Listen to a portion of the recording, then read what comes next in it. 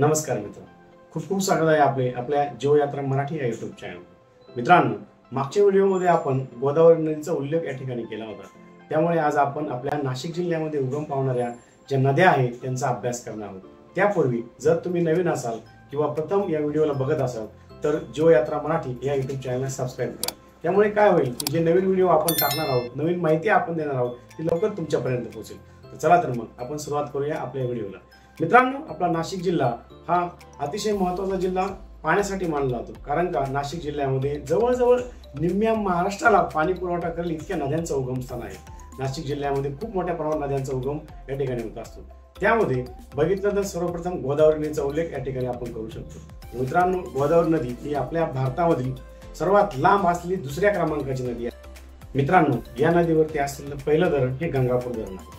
मित्रांनो, गंगापूर धरणाचं जे क्षेत्र आहे म्हणजेच लागवडीखालील क्षेत्र, सिंचनाखालील क्षेत्र हे 8,424 हेक्टर इतक्या क्षेत्राला पाणी पुरवठा या धरणामार्फत केला जातो. त्याचबरोबर जे नाशिक शहर आहे, संपूर्ण नाशिक शहराला पाणी पुरवठा या गंगापूर धरणामार्फत केला जातो. आपण धरणांबद्दल सविस्तर व्हिडिओमध्ये माहिती बघणारच आहोत. नेक्स्ट व्हिडिओमध्ये आपण फक्त धरणांचीच माहिती बघणार आहोत. परंतु त्याचबरोबर ही जी काही गोदावरी नदी आहे ती गोदावरी नदी पुढे वाहत जात आपल्या महाराष्ट्रामध्ये अहिल्यानगर, नाशिक, छत्रपती संभाजीनगर, त्याचबरोबर नांदेड, परभणी या शहरांमधून वाहत जाऊन ती पुढे या ठिकाणी दुसऱ्या राज्यांना जाऊन मिळते. मित्रांनो, गोदावरी नदीचं हे आर्थिक महत्त्व हे खूप मोठ्या प्रमाणात आहे. त्याचबरोबर आपल्या महाराष्ट्रामध्ये गोदावरी नदीमुळे खूप मोठ्या प्रमाणात जलसिंचनाच्या सुविधा उपलब्ध झाल्या. मित्रांनो, गोदावरी नदीवरती खूप मोठ्या प्रमाणात उद्योगधंदे स्थापन झालेले आहेत. या सगळ्या उद्योगधंद्यांना मोठ्या प्रमाणात पाणी पुरवठा करण्याचं काम हे गोदावरी नदीच्या मार्फत केलं जातं.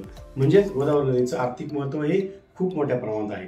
त्याचबरोबर गोदावरी नदीचं धार्मिक महत्त्वही तितकंच आहे. कारण का गोदावरी नदीला आपल्या भारताची दक्षिण गंगा म्हणून या ठिकाणी मानलं जातं.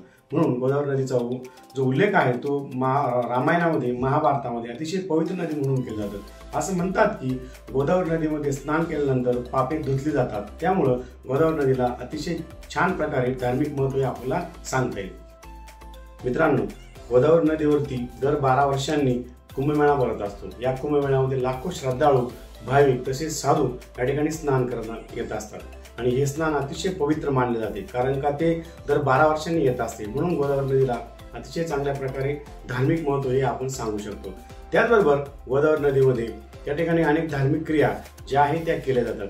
म्हणजेच गोदावरी नदी ही अतिशय पवित्र नदी म्हणून त्या ठिकाणी मानली गेली आहे. तसेच गोदावरी नदीला त्याचबरोबर संत परंपराही आहे. संत ज्ञानदेव, संत तुकाराम, संत एकनाथ यांनी आपल्या अभंगामध्ये गोदावरी नदीचा उल्लेख या ठिकाणी केलेला आहे. म्हणजेच गोदावरी नदी ही संतांनी सुद्धा त्या ठिकाणी त्या काळामध्ये चांगल्या प्रकारे नोंदवून ठेवली आहे की गोदावरीची परंपरा ही संत परंपरांनी भरलेली आहे.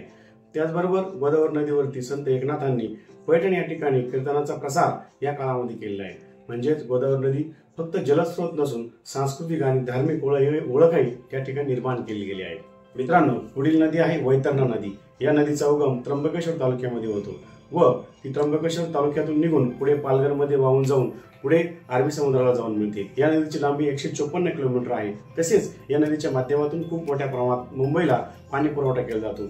या नदीवरती वैतरणा डॅम म्हणून त्या ठिकाणी बांधला गेलेला आहे. या वैतरणा डॅमच्या माध्यमातून त्या ठिकाणी एक जलविद्युत प्रकल्पही उभारण्यात आलेला आहे. त्याचबरोबर मुंबईला पाणी पुरवठा करण्यासाठी ती 154 किलोमीटर वाहत जाऊन अरबी समुद्राला मिळते आणि त्या आपल्या बरोबर पाणी पुरवठाही मोठ्या प्रमाणात करत असते. मित्रांनो, पुढील नदी आहे कश्यपी नदी. कश्यपी हे नाव महर्षी कश्यपी यांच्या नावावरून पडलेले आहे. या नदीचाही उगम त्र्यंबकेश्वर तालुक्यामध्ये होतो. नदीमुळे नाशिक शहराला पाणी पुरवठा केला जातो. तसेच जलसिंचनाचाही सुविधा या ठिकाणी या नदीमुळे आपल्याला बघायला मिळते. ही नदी पुढे गंगापूर धरणाला जाऊन मिळते. तसेच या नदीवरती कश्यपी डॅम हे धरण त्या ठिकाणी बांधण्यात आलेलं आहे. त्यामुळं कश्यप नदीला आर्थिक महत्त्व नसून त्याचबरोबर धार्मिक महत्त्वही हे चांगल्या प्रकारे प्राप्त झालेले आहे. कश्यप नदी ही गोदावरीची उपनदी मानली जाते. पुढे जाऊन ती गोदावरी नदीला जाऊन मिळते. म्हणून गोदावरी नदीमुळं या ठिकाणी तिच्या उपनद्या ज्या आहेत त्या नद्यांनाही अतिशय चांगल्या प्रकारे धार्मिक महत्त्व हे प्राप्त झालेले आहे. तसेच पुढील नदी आहे गिरणा नदी. या नदीची लांबी 480 किलोमीटर असून ही नदी नाशिकमधून पुढे जळगाव जिल्ह्यामध्ये वाहत जाते. ही नदी त्या ठिकाणी वाहत असताना या नदीवरती खूप मोठ्या प्रमाणात जल सिंचनाच्या सुविधा त्या ठिकाणी उपलब्ध झालेल्या आहेत. या नदीच्या मार्गामध्ये खूप मोठ्या प्रमाणात केळीच्या पिकाचं उत्पादन घेतलं जातं. त्याचबरोबर भात शेती, सोयाबीन या प्रकारचे उत्पन्नही घेतलं जातं. त्यामुळे ही नदी गिरणा नदी अतिदृष्ट्या अतिशय महत्त्वाची आहे. त्याचबरोबर ही नदी पुढे वाहत जाऊन तापी नदीला जाऊन मिळते, म्हणजेच ती तापी नदीची उपनदी म्हणून त्या ठिकाणी अतिशय महत्त्वाची कामगिरी त्या ठिकाणी बजावताना आपल्याला बघायला मिळते। अशा प्रकारे आपण सर्वच नद्यांचा अभ्यास या व्हिडिओमध्ये केला आहे। मित्रांनो, जर व्हिडिओ आवडल्यास लाईक करा, शेअर करा आणि जीव यात्रा मराठीला सबस्क्राईब करा। पुन्हा भेटूया अशाच एका नवीन माहिती बरोबर पुढील व्हिडिओमध्ये। धन्यवाद।